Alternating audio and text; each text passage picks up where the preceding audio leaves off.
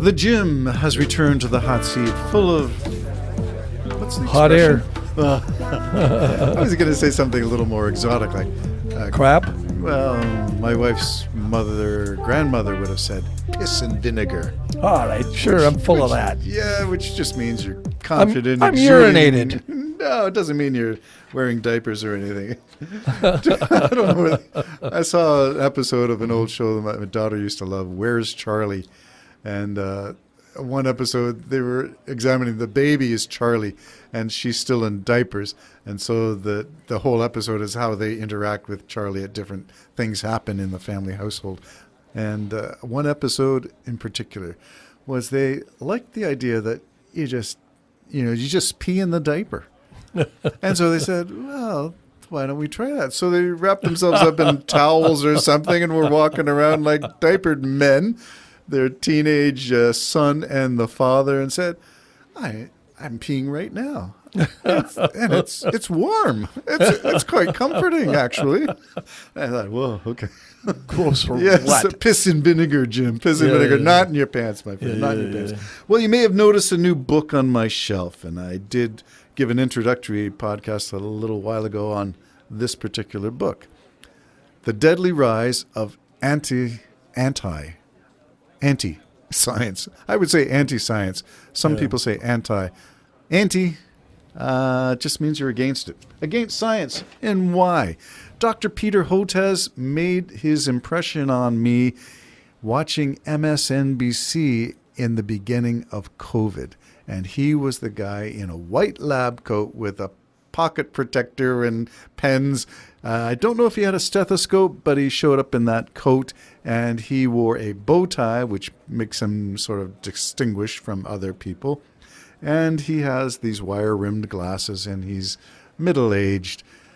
And he started to get my attention because of his appearances when he started to say things that were not being repeated in the Trump administration.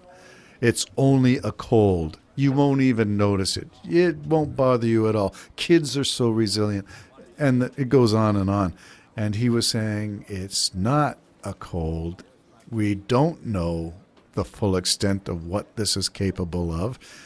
And sounding the alarm and talking about masking, safe social distancing, and closing. I mean, the big close down. I think that's why the Freedom Convoy in Canada, what they were all about was we were denied job opportunities because you made it mandated that we had to be vaccinated.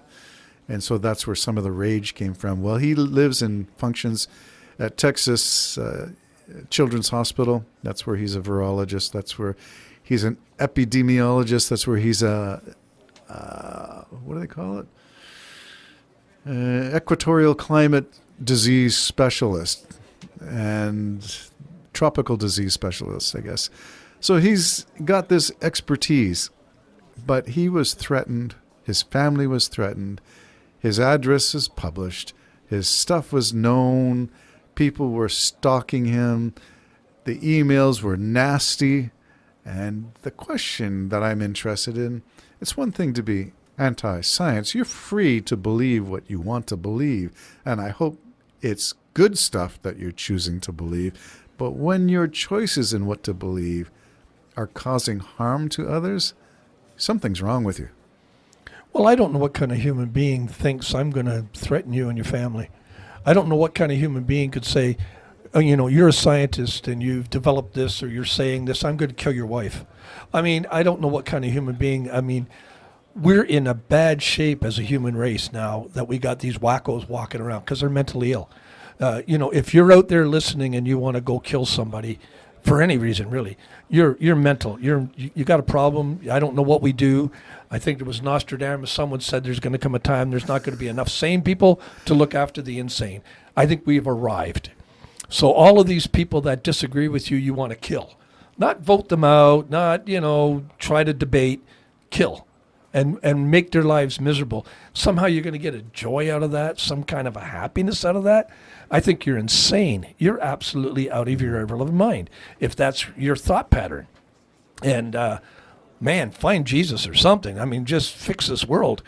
Yeah, we're going to kill the guy who's on MSNBC, NPR, I think, and BBC. I mean, he's made through... Maybe us now, because we just said that. Yeah, well, I saw his book coming up, and I thought that's one I want to read because it's a personal encounter with the not good side, the seedy underbelly of far-right thinking. But it's more than far-right. It's conspiracy.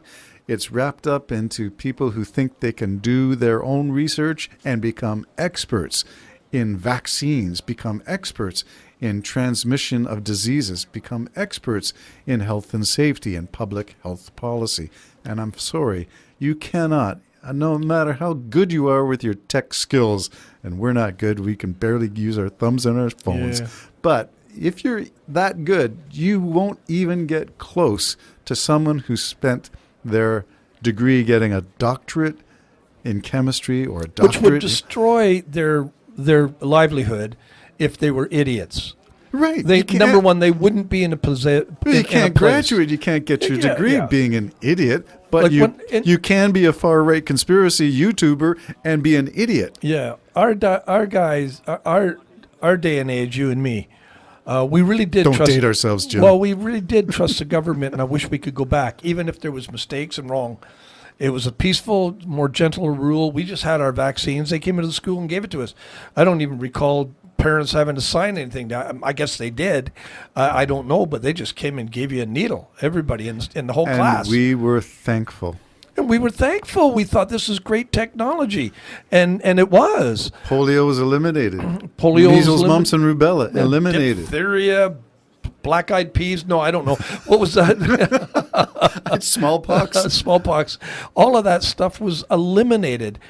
And now with the next generation who've been listening to whatever knowledge coming from whoever, there's distrust in everything. And so you're going to start seeing different diseases come back. Right. Because they're not gonna go for anything that can cause harm in 1 out of 1 million people are gonna die. You know. You're right. That's in his opening chapter. I've only got one chapter into it. It's you can see it's a small book. Yeah, It's, yeah. It's not like Holy moly, that's pregnant, that book. that's my January 6th copy of the report, the investigation in print, so I could Wow. go through it in detail. But you know, it's not a light read because he's got some details and facts in it. But the general tone of it is, where did this stuff come from? And the tracing goes back probably. I don't think he links it necessarily cause and effect, but can see it beginning to emerge in the Reagan years. So we're going back to the 80s and to the 90s, and it starts getting worse and worse. He had a daughter who's autistic, and this guy's a virologist. So he's developing a vaccine for tropical diseases. And he knows the argument.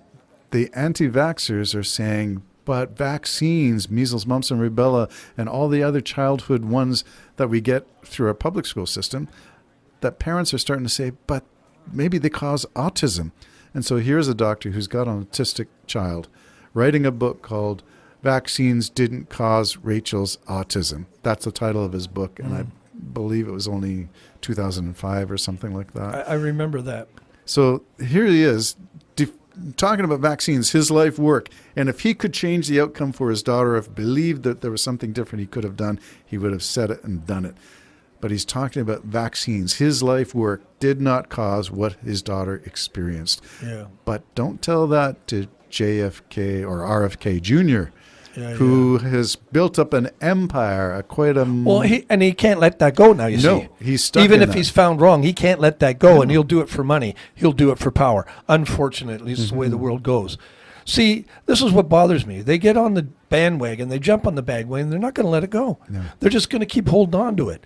And I think the enemy of the world, whether it be the Russians or Satan, whoever, they know this. If they can get you fixed and get you to just convince one other person, it's always so hard to go back to that one other person and say, I was wrong about this. I think I'm going to get a vaccine, or I think this doesn't cause polio, or whatever. It's hard to double track, so they don't. They start looking for things to justify their belief. And we're in this situation now where things that were eradicated are going to coming. start coming back to kill us again. Yeah. Well, keep your vaccines up to date. That's I'm going to get my COVID one when it comes available, RSV.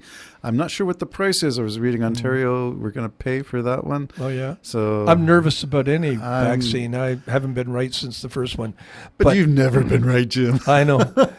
But Always half a bubble of. I'm not going to say don't get it. I believe in it. I just believe that some people, like my daughter-in-law, she got long-term COVID. I think that was from the vaccine. I'm not sure. I can't remember. But nevertheless, she suffered. But everybody else I know didn't. Everybody else I know that got the vaccine, the worst they had was a little bit of tenderness in their arm. You don't get COVID from the vaccine. Well, that's I'm for sorry. sure. So that's the first line of defense, is setting the record straight. Yeah, so yeah. that's, I'm a fan of books. Why? Because books are in print. They have to be vetted. They have to not just be truthful. You have to prove it with footnotes, and you can see where the research came from. So I swear by And you have books an editor. and libraries. And you have an editor. Well, an editor is just to communicate No, the but details. they're going to come up if it's full of crap. Oh, say yeah, this, and they're going to call you on it. Yeah. So John Hopkins University Press is the publisher of that book, and I've been looking forward to this one since I saw it. I was going to go to his other one about autism and vaccines. Where'd you get it, Amazon? Amazon, I was going to buy it from John Hopkins University, but the postage they were going to charge was out of this world, doubled the cost of the book. So I thought, I know I want to support that, and I'd love to, I know. but my dollars are saying, can I justify spending twice as much to buy it? That's a whole nother show, isn't That's it? another We're all going show. to give in. We're all going to give in to something, but I We got the always book. do. I got the book, and that's all I'm concerned about at this point. So I will let you know if there's any unforeseen things, just things that are surprise even me. So I'll keep you posted on that. The deadly rise of anti-science. When we think we can become our own research and become as good as a PhD, I'm as never gonna good think as that, a Terry. doctor, as good as a scientist, guys, Yeah, Jimmy wake up. Page Wake up. can't tell me anything about how to play a guitar. There you go. Way to bring it down to the 6 strings on my fingers. Make it personal. Up close and personal with Jim. Yeah. Yes, we'll never compete, so we trust others. Ooh, trust. Another episode for the Jim and Terry Show. Bye-bye for now.